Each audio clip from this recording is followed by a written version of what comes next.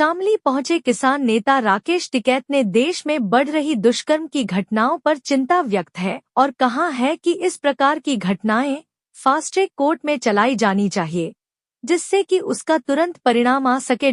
वहीं भाजपा के लोनी से विधायक आनंद किशोर के द्वारा राकेश टिकैत पर एनएसए लगाए जाने की मांग पर उन्होंने कहा कि वह सरकार का आदमी है, कुछ भी कर सकता है। हमने कोई विवादित बयान नहीं दिया, यह तोड़ मरोड़ कर दिखाया जाता है। साथ ही दिल्ली देहरादून इकोनॉमी हाईवे पर ग्राम भाजू में कट को लेकर भी उन्होंने अधिकारियों को चेतावनी दी, कहा कि अगर यहां कट नहीं मिला तो सड़क का निर्माण नहीं होगा।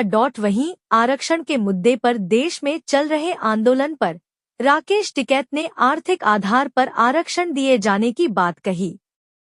दरअसल आपको बता दें कि किसान नेता राकेश टिकैत शामली की कलेक्ट्रेट में जनपद के अधिकारियों से दिल्ली देहरादून इकोनॉमिक हाईवे पर क्षेत्र के गांव भाजू में कट की मांग को लेकर मिले थे।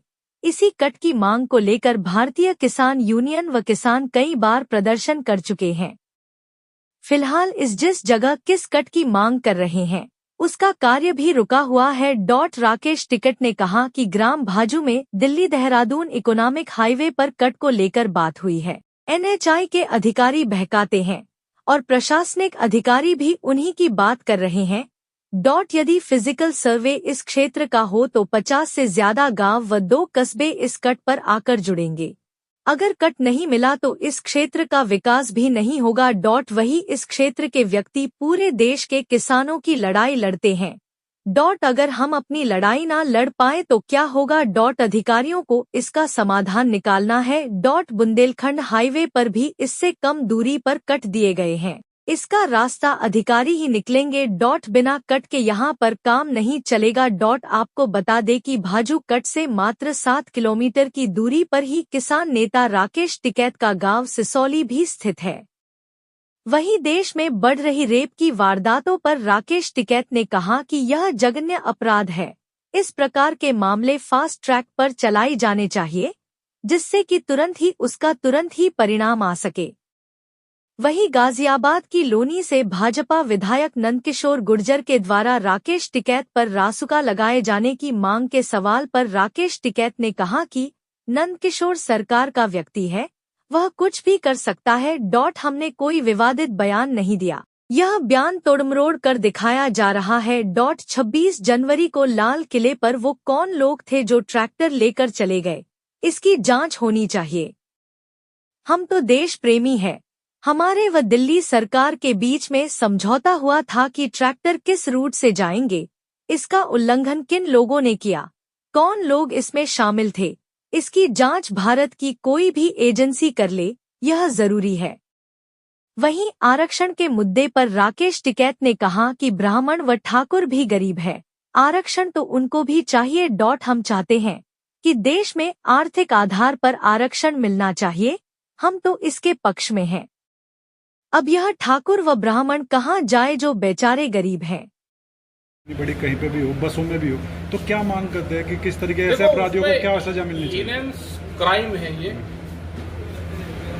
फास्ट ट्रैक में ये मामले चले और उस पर तुरंत इस पर रिजल्ट आए। एक नंदकिशोर गुर्जर ने भी बयान दिया है, आप पे एनएसए की बात कह रहे हैं।